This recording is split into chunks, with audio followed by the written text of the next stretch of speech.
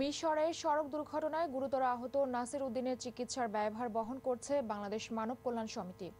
সামর্থ্যবানদের সহযোগিতা আর চিকিৎসকদের নিবিড় তত্ত্বাবধানে চিকিৎসাধীন নাসিরকে দেখতে যান জাতীয় মানবাধিকার কমিশনের chairman professor doctor Mizanur Rahman.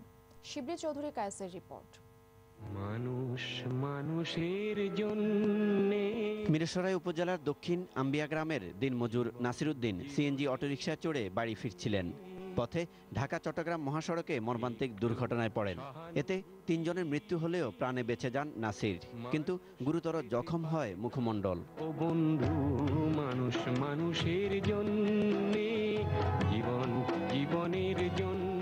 নাসিরের চোয়াল ও মুখমণ্ডল চিকিৎসার খরচ বহন করছে বাংলাদেশ মানব কল্যাণ সমিতি। আমাকে ঈদে যখন বাড়িতে গেলাম বললো যে ৮০-৯০ হাজার টাকা লাগবে, আমি চিকিৎসা করতে পারছি না, আমার দাঁতের মাড়ি দুই দিকে চলে গেছে। সেই চিকিৎসার জন্য আনুষঙ্গিক যা কিছু খরচ হবে সেটা আমরা পুরোটা বাংলাদেশ মানব কল্যাণ সমিতির পক্ষ থেকে খরচ নির্বাহ করা হবে।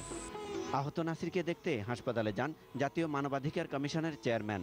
আমাদের দেশে ডাক্তারদের সম্পর্কে আমরা অনেক নেতিবাচক সংবাদ আমরা সবসময় দেখি, এবং ওনাদের যে কাজগুলো করছেন সেই কাজটি যদি আমরা সারা দেশে যদি ছড়িয়ে পড়তে পারে, তাহলে অন্যান্য চিকিৎসকরা এতে করে উৎসাহিত বোধ করবেন। পুরনো ইতিহাস ফিরে এলে লজ্জা কি তুমি পাবে না। হাসপাতালের অর্থোডন্টিক্স ডিপার্টমেন্টের অধীনে তার চিকিৎসা চলছে।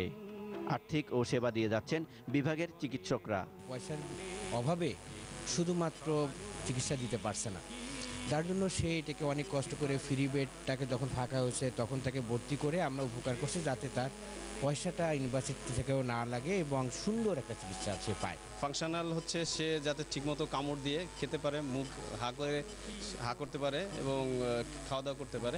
আরেকটা হচ্ছে যে তার যে ফেশিয়াল ডিফর্মিটিটা আছে, যে বাঁকা হয়ে আছে, সেটারও আমরা তার এস্থেটিক পারপাসটা বা কসমেটিক পারপাসটা সার্ভ করার চেষ্টা করব। এই ধরনের অপারেশন ব্যয়বহুল হলেও চিকিৎসকদের অদম্য ইচ্ছায় নাসির সুস্থ হয়ে উঠবেন বলে আশা করছেন সংশ্লিষ্টরা। শিবলি চৌধুরী কায়েস, দিগন্ত টেলিভিশন, ঢাকা।